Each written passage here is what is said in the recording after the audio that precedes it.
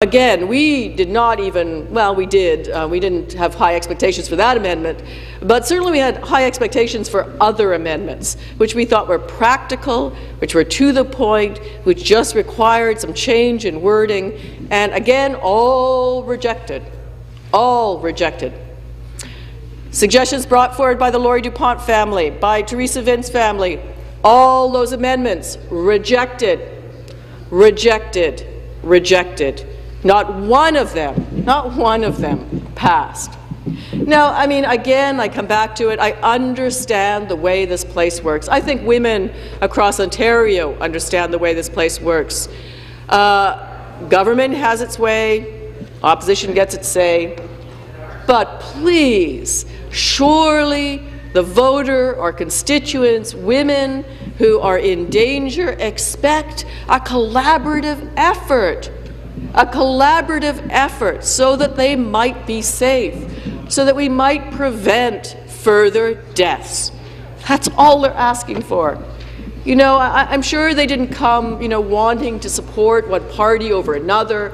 They didn't come as shills of the Progressive Conservatives or the Liberals or the NDP. They simply came as people who had loved someone and lost them, who really wanted that death to count for something, that wanted that death to be the beginning of a new change in the legal outlook of this province, the province of Ontario, towards women at risk. That's all they asked. That's all they asked. They would have been very, very happy had Bill 168 been written right out of the gate with those amendments in it. They would have been very happy. They would have been happy, really, if Bill 168 had been Bill 29. That's what would have made them happy. But since it wasn't, we did our due diligence. As members of the opposition, we brought in what the deputants asked for, that's all. We just brought in what the deputants uniformly across the spectrum wanted. And uniformly across the spectrum of employees, unions, organizations, they were refused.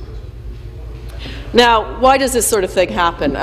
One can only wonder, but here's a suggestion. I made it, actually. It's on the order paper still, Mr. Speaker. It's a suggestion.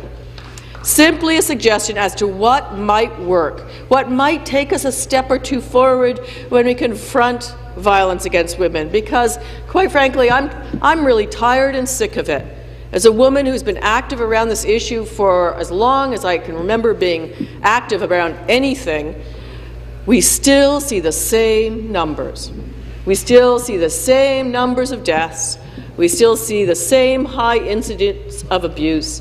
We still see harassment in the workplace. We still see the same few women who represent constituencies, that is in this place. One of the worst records, by the way, of electing women anywhere in the world, in Canada. We still see women making 71 cents for every dollar made by men. We still see women who can't find daycare in Ontario. Only 1 in 10 children have a spot. We still see women, you know, getting harassed, getting abused, and then finding out there's not a shelter bed for them. We still don't have enough shelter beds for women. We have made some gains, no doubt. Women have made gains. It's not all negative. And we've made amazing gains in my lifetime. But what are those gains worth if we are always on the defensive against some man who thinks he knows better for us than what we know we need for ourselves? And that's the root of abuse. The root of abuse is the power men wield over women, and it's a structural power. It's a power that hasn't really changed, even though we've softened it around the edges. And again, how do we get at that? Well, we can't get at it, you know, playing partisan politics. I'm sorry, my friends, we can't. We, and I'm talking to women here, we have to get at it by coming together as women. And that's why I brought forward a motion saying that we should have an all-woman, all-party committee that does nothing but look at violence against women in the province and how we can combat it. Irrespective of political stripe, irrespective of partisan politics, we need that. Now, how motherhood and apple pie can a motion be That seems to me an obvious one. It seems to me so obvious that surely we could all agree on that. And then we could go back to fight for what we think will work in our respective caucuses, right? If we came together as women, we agreed on steps we could agree on, and then we went back to try to bring it forward, surely that might be a step in the right direction. I think it would be. I think it would be, and wherever women have made gains, quite frankly, in workplaces around this planet, or in any other place for that matter, they've come together as women to struggle for what they know they need. So why should this place be any different? I ask you, why should this place be any different? Well, in a sense, this is where all laws are birthed. So this place, even more than every other place, should be a place where women, irrespective of political stripe, can come together on a committee to try to decide ways of moving forward against harassment and violence against women. I mean, I don't pretend to have all the answers.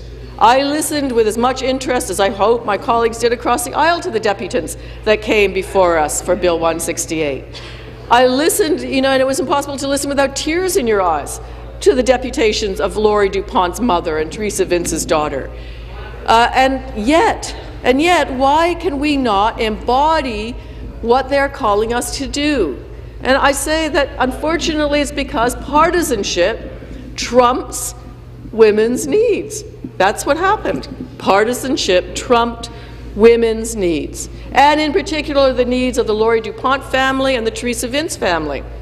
They had very specific amendments they asked for, as did others. They didn't get them. Sad. Why? Because again, the Liberal Party voted as the Liberal Party as instructed by the Coroner Office, instead of the women on the Liberal Party, in the Liberal Party, in Cabinet, voting for women. So that's, again, another reason why we've got to get together, finally. Anyway, just an obvious thing. One would think it would be very obvious. I mean, honestly, my daughter, who's not at all politically active, said, well, that makes sense, Mom. Now, it makes sense, but it's never going to happen here unless we have some independent movement from women from the other side. So, again, a plea to you to at least, even if you're not listening now, to at least look back over the Hansard, look at that motion and think about it. What a revolution that might be in legislative process. That all of a sudden we could, as a group, come together and act, guess what? The way women never do, for their own interest. Women act for everybody else's interest, and we do the same thing here. I know we do. We act for other people's interests, presumably our constituents.